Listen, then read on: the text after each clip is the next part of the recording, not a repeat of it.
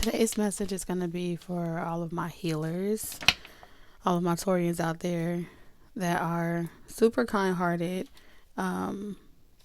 very trustworthy. If I could describe you in one word, it would be tender. Tenderoni, okay? It's not in a bad way. And I don't mean tender like the app, but I mean like you're tender-hearted. You're just lovable. What's not to like about you guys? Those of you that are genuinely like that, it's time for you to do you. Okay? It's time for you to put your heart first. Okay? It's time for you to feel fulfilled. You know what I'm saying? I don't have to explain to you or describe to you the ways in which you show up for everyone else. That compelling innate desire to nurture other people and to care for other people despite whatever you may have going on in your personal life. Even when your intuition tells you enough is enough, you will not stop. And sometimes the healer needs healing. And other times it's just a call for you to include yourself in that equation. Okay. Now, we're going to pull some cards because today's channel message is a little bit different than my usual flow. I feel like I need to talk to y'all a little bit more gently than everybody else. So I'm going to give it to you. Give it to you nice and raw. I'm so sorry. Oh my goodness. If y'all can hear the thoughts that are going on in my head, I'm not letting it come out. Okay. If y'all are new, welcome to our secret love nest. TT here with another message of love for all of my Taurians. All my messages are timeless. So thank you for only receiving what's meant for you. Thank you, Spirit, for allowing me to be a vessel of love for Taurus. May all these messages bring you eternal peace on your personal journey. If you ever get stuck or these readings are not making any sense to you, do not hesitate to hit the like button and also slide over to the right and ask Megan. Ask my homegirl Megan. She gonna hook you up and explain it all to you.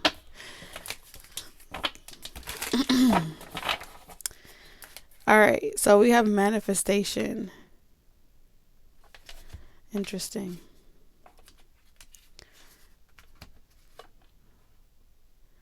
Do you often doubt the manifestations?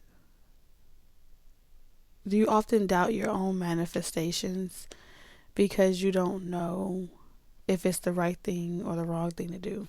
I'm seeing a scale. Okay. Something about prioritizing yourself or making yourself a priority feels wrong. It feels selfish. It feels wrong. It feels like I'm talking to someone where you feel like anytime someone tells you to, forget everyone else, focus on you, prioritize you, you feel wrong doing it. You feel wrong buying yourself stuff. You feel wrong spoiling yourself. You feel wrong being individualistic for some of you guys. Which means you have a belief system that tells you that that's the problem with the world. We have so many people that are individualistic. We have so many people. It's in the bag on the chair right there. So many people that don't consider other people, and that's what's wrong with the world. And so in this type of situation, it's like a big picture, something that's bigger than a lot of different things. Bigger than just what you see in your reality.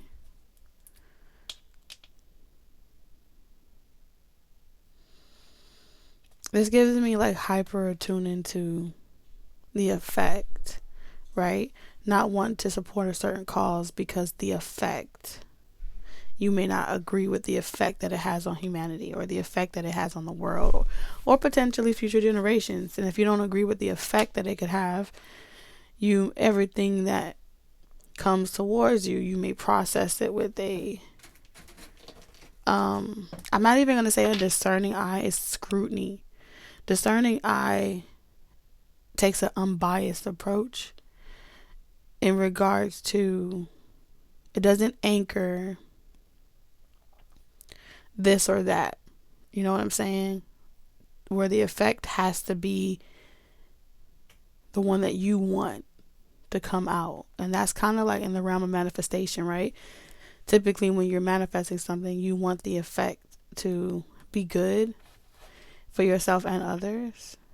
But in this type of situation, discernment, deciphering and discerning just does that, records and researches the facts about a thing, researches perspective and philosophies, and they can point out the differences and the similarities, but they don't lean to either one.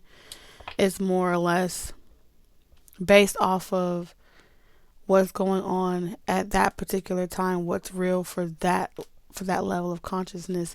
The best answer, okay, is then determined,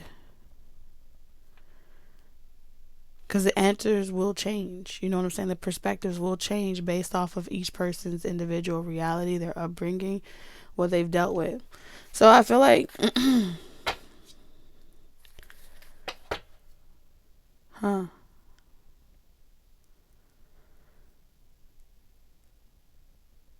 like Spirit is saying, we can't liberate you unless you want to liberate yourself. You know what I'm saying? What are you willing to do about it? That's what I'm hearing. What are you willing to do about it? You can complain about it. You can start a riot. You could create a revolt. You could protest. You could do a lot of different things. But until your universe starts reflecting what you want it to see, you haven't done anything about it. And there's so many ways to do something about it, but which one gets you results? I feel like there's this energy of like making decisions that get you results.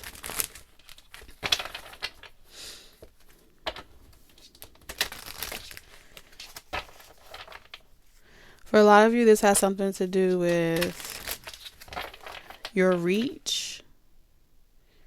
Your achievements, how far your net is able to be casted out. I'm hearing net worth.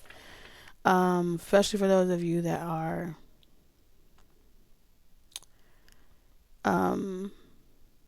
social media influence, content creators in any type of capacity. You may have something very good to offer. It's good for you, like medicine. And I say this all the time to a lot of people. Based off where humanity is at right now, that's where you have to meet them. And I always bring up the school system or the dynamics of education as an example. So I'm about to use that right now. If you're a teacher and you are introducing higher learning to a classroom that has a short attention span, do you think that you need to sit there and make majority of your class about regurgitating information or lecturing people or telling people what to do or forcing people to listen? No. Some of the best teachers are the ones that speak less and allow the students to do the teaching. Because when you hear yourself say it out loud, when you feel like you're the person coming up with the answer, you have a different experience. something, the receptive energy becomes real. It opens up. So it doesn't benefit to be a know-it-all. And I feel like that's kind of like what I'm seeing here. And then you have to take into consideration, what's the demographics, what's the age group, what's the narrative in that community for that culture. Okay. Because I can guarantee you go in the inner city and you try to pull the same stunts that they pull in those in the suburbs, in that type of educational system, you're going to have two different responses. And if you're not trying to push people down the path of rebellion or push people down the path of revolt, and they just end up in jail, if you're not trying to perpetuate that cycle, then it doesn't benefit, you see what I'm saying, to constantly present people with, it's either this or that. It's either you get with it or you get left behind. You know what I'm saying? Or it's either you catch up or you get fucking left behind. There's no point in that type of extremity, because you're constantly pushing people to the edge of their own flight or fight. And if you say that shit to the right people, the right community, all you're going to get is more drama. You're going to initiate a reaction, and you can't blame them for being where they are, especially if you're in the position of knowing it all. If you know it all, why you didn't know that they was going to respond to you in that way? So are you really a victim, or are you a part of the problem? So there is something about Mary Poppins putting the medicine in the candy, understanding the importance of gatekeeping and what that means when it comes to everything. This is like a new beginning, a new reality. But it's like, until this is open, until like this channel, this love, like, it's giving me love. It's like you have to determine what type of space are you nurturing.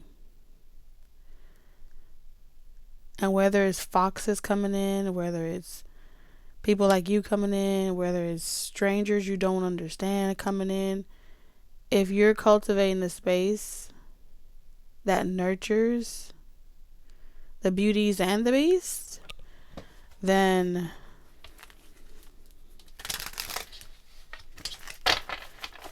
you gotta allow, it takes courage to do that, but first of all, you gotta allow your God body to do the talking. All right, watch your mouth when you talk to me. God body. All right, you don't gotta worry about who's coming towards you and what intentions they coming with, and are they trying to try you and all that other stuff. That's not for you to even concern yourself with. Who fucking cares? You know?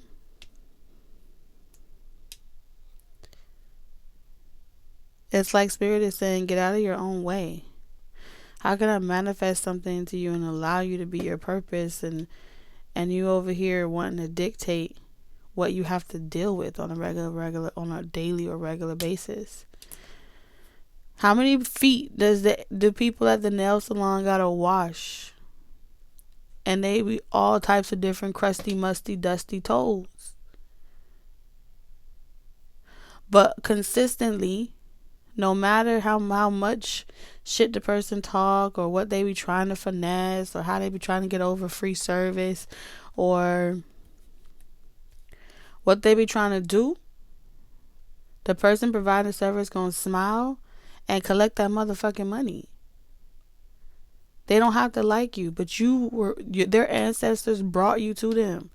Your feet got dusty, musty, and crusty because they ancestors told them, said, I got some dusty, musty, crusty feet for you. They gonna be stinky and out of and overworked, overprocessed. And you gonna get their money and upcharge that shit. Increase the prices. Some of y'all feel like that's the problem with the world, that shouldn't have to be like that. Listen, problems are going to be created every day. Every single day. That's life.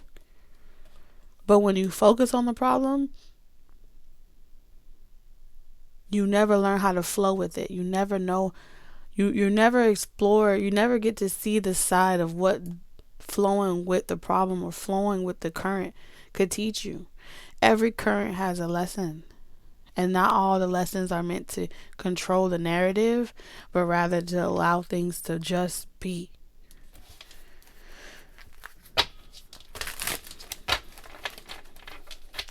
Now imagine doing all that work, thanking your ancestors every day for the money coming into your business.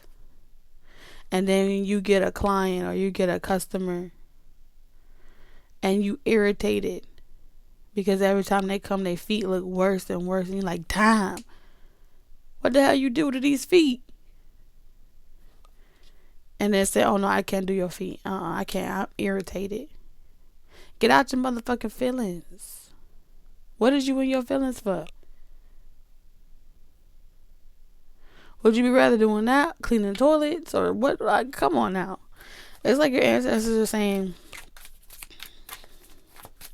how you getting lazy over words? How you getting lazy over like people and people trying you? And it's like, how you getting fed up over that? Behind the veil. Welcome uncertainty as an opportunity for growth and be okay with not knowing. That's what she's trying to teach you.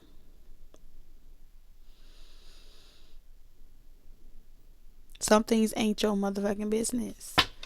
What their intentions are, why they doing this. Sometimes it ain't your business. And sometimes you're supposed to do business with other people and maybe you don't fuck with.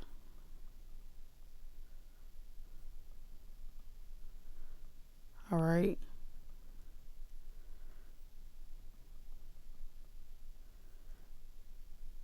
We be wanting to create change in the world, but we be scared of people that are different than us. You know what I'm saying? Wish grounded. The outcome may not be exactly what you want, but it's what you need. Steady progress. Patience is your ally. Celebrate each step forward, no matter the size. Can we strike a new?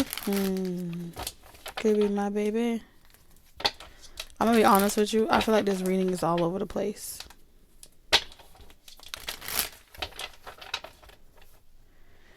And the reason why I feel like this reading is all over the place is because you contradict yourself.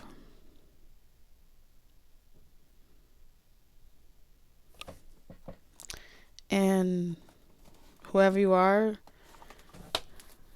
you know this about yourself.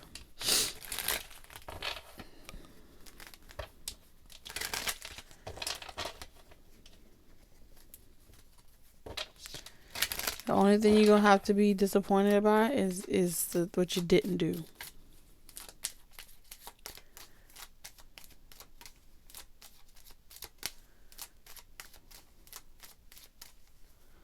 I feel like you're tired of cocky people. I feel like you're tired of show-offs. I feel like you're tired of people that they promise so fucking much and they do not deliver on their word. They're they're arrogant. I think you're just tired of all of these self-promoting arrogant pricks.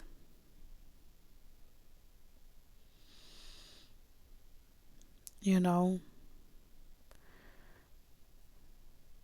that are like predatorial and you feel like they prey on people that just want to be left alone, that are just healing.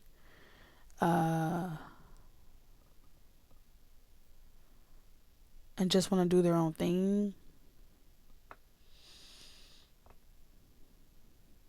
I feel like you ran across someone that was just like that. And I feel like because you don't want to fuck with people or situations like that, you hyper attune to looking for that energy, and you attract it towards you. Which is why your perception of what's always coming towards you is always this narrative of, oh, I'm this healer, I'm this good person, and you know, this is why I'm not getting recognition, or I'm not able to be successful or something like that, is because this type of arrogant energy doesn't want me to get close to people and really help them heal and do the work and X, Y, and Z. And at this point, it feels like shoving medicine down someone's throat. When the student is ready, they appear. But something about your doors are closed. Like your doors are not open. Which just gives like this fixer energy. Like I want to fix a person. Fix them from being broken. I want them to heal. I want them to fix themselves. I want them to pick themselves up. This is what's this is what's wrong. This is what we can do. And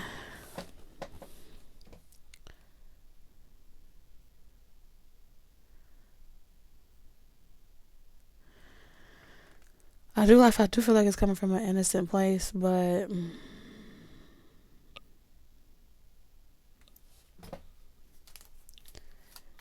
it's too fixed.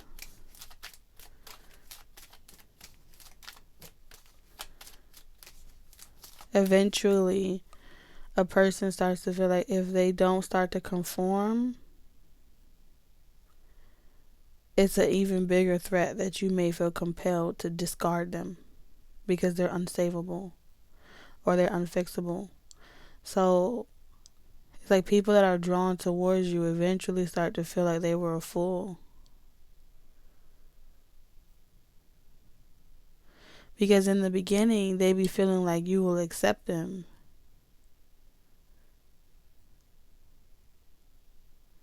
But it's like, it's contingent. I'll accept you as long as you're able to see the error of your ways, change, fix that shit, be be the better version of yourself, or I got to cut you off. But you don't really cut them off because you kind of see them like a hard-headed child or a hard-headed kid that doesn't listen, that gotta fall down a lot of times. So and then when they get straightened out and fucked up, then they come back to you and they realize they need to heal and follow your regimen or something like that. Okay, you a little baby dictator,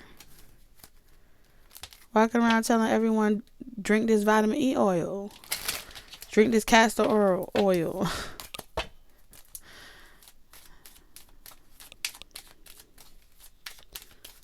And they say, no, I don't want the castor oil. And then they fuck around, they get sick, and they get all bent out of shape. And then you be like, see, now if you fucking drank the castor oil, you would be better by now. But no, you don't fucking listen. You see?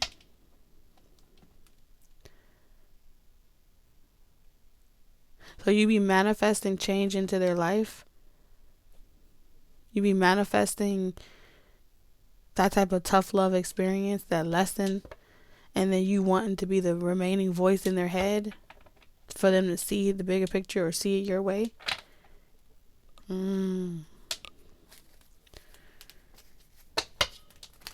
That's not right.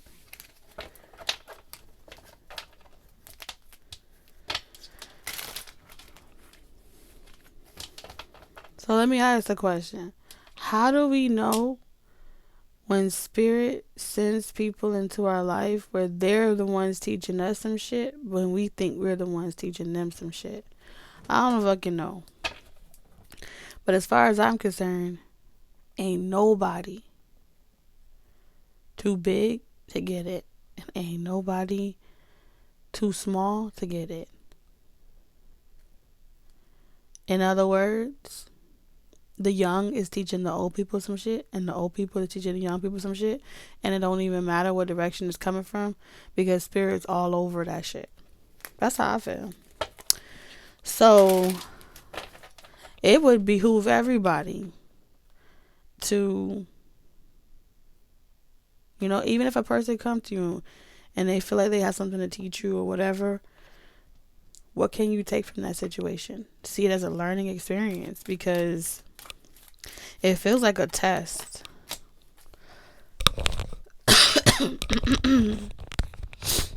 That's what it feels like.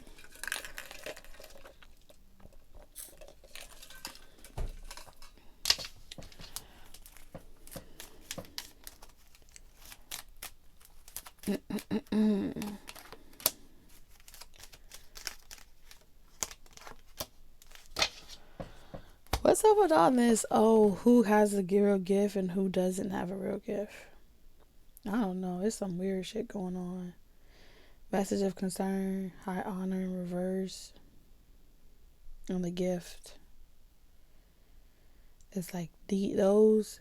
Why do I feel like I'm reading someone's incantation? Those that do not. How does it go? Those that do not heed the warning of this, and they do not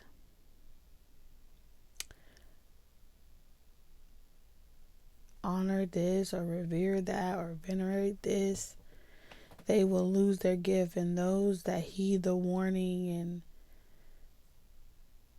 and literally humble themselves will forever be granted a gift. Why do I feel like I'm reading someone's incantation? Someone's hocus pocus. It's giving Hansel and Gretel. It's giving, come inside, I have candy. I heard, is this hot enough for you? Yeah, behind the veil. It's all connected. I'm telling you. Weaving your connections thoughtfully, creating a supportive web that uplifts your personal and professional journeys. This is what's happening, I feel like, collectively. You got to be able to weave. I feel like behind the veil,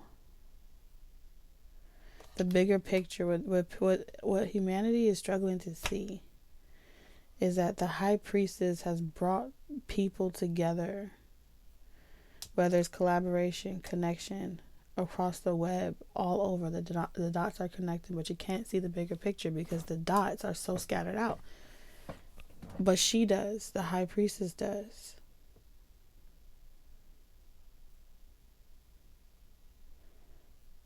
With every choice that you make to accept the beasts and the beauties, accept the good and the bad, to bridge those gaps,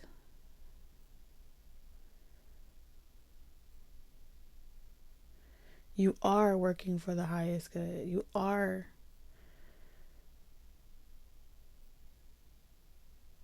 seeing the bigger picture. But when you're not, and you're not able to see how having differences of belief and expectations and methods is really the same type of learning, just in different ways, and that there is no real right or wrong, but rather doing what must be done is not always a favorable path. But if we're doing everything for favor and praise, does that not make us the teacher pet? Does that not make us the person trying to get all the brownie points and be on the good list? What is this, naughty or nice? Sculpture of self.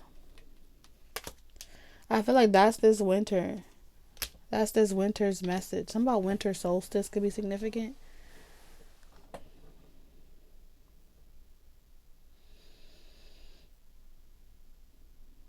We're more than just light and dark.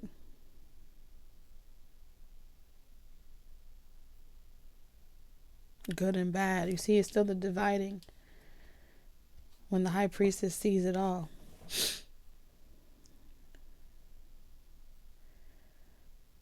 Embrace the false of stillness, wherein the calm of icy pause, reflection, clarity is found.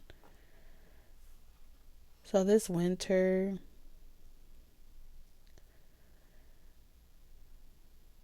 this is like a test from the high priestess.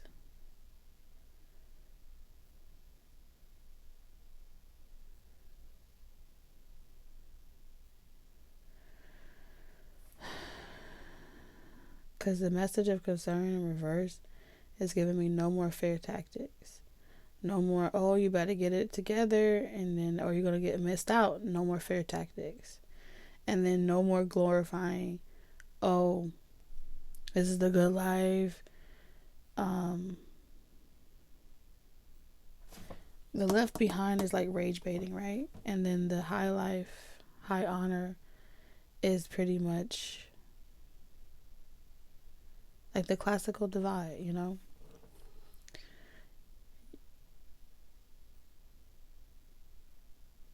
Them versus us type of energy. Interesting.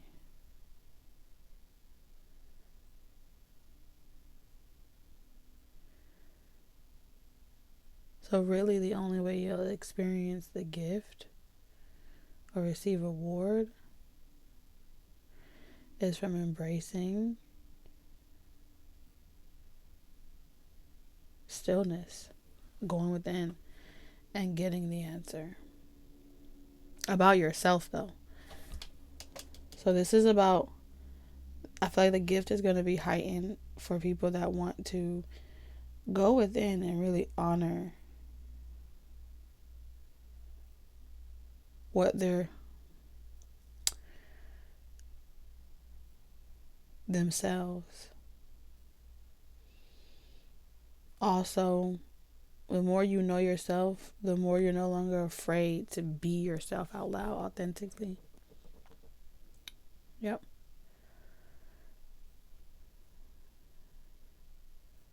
It's giving authenticity.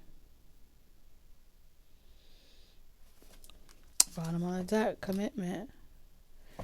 Commit to this next stage in your development, and there will be a promise fulfilled in some form. Okay. All you need to know is a commitment will come out of this. That's it. You don't need to look no further. Wheel of Fortune.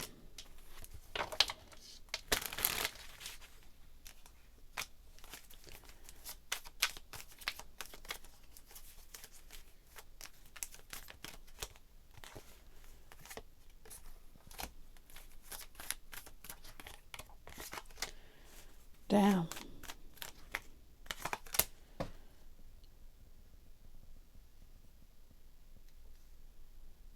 Let's see.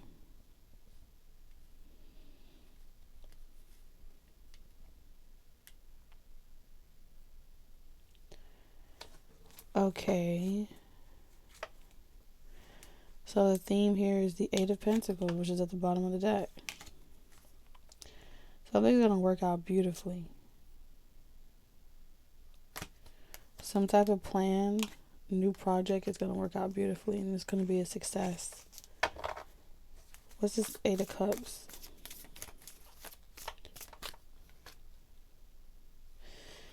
So you're going to have someone trying to get you back. Someone that didn't treat you right, that weren't concerned about what you had going on in your life. They left you for dead. They're going to come in and want to heal by winter.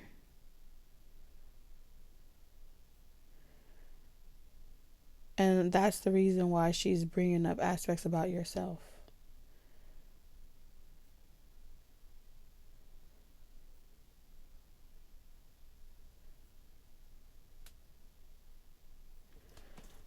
Because the more you know yourself and the more you understand what triggers you and what gets you to repeat a pattern, the better you are, the better evolved you are.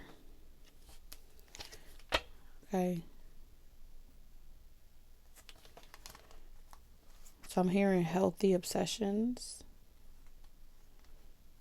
Some of you guys have a healthy obsession of like being successful, not for like the fame or power, but just at achieving goals that may be an obsession of yours currently. Making a plan, having a goal, and seeing it into fruition.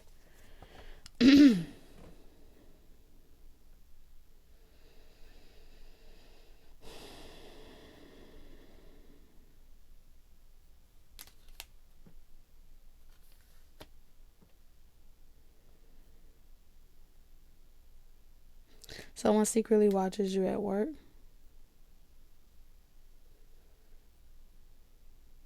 While they work as well. Listening and waiting for the right time, right or wrong time, to send a message, to communicate. They have to ask you this when you're like, when you got multiple things happening at once. Because you're less, I heard you're less mean when you're overwhelmed than you are. And you have time to process your thoughts. So someone likes to trigger the chaos in you. So they wait for chaos to happen to see the manifestation of chaos around you. So they can come in and offer a solution to supposedly make your chaos better. But this person is chaos themselves.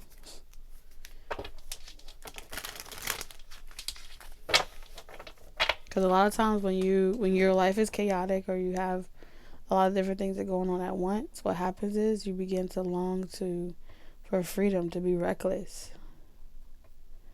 Too much of anything can be a bad thing. And so they wait for you to get in this fuck it energy. Like, fuck it, I only live once. We ride at dawn.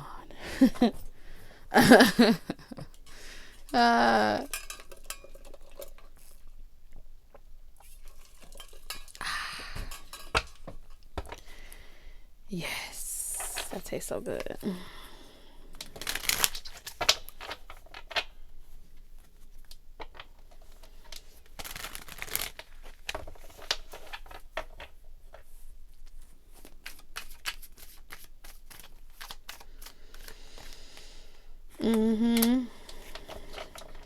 Yeah, when that doesn't work, they fuss at you and then throw you some money, some coins. One or the other. Someone keeps hitting your, like a coin slot. They keep putting a quarter in, trying to get a reaction.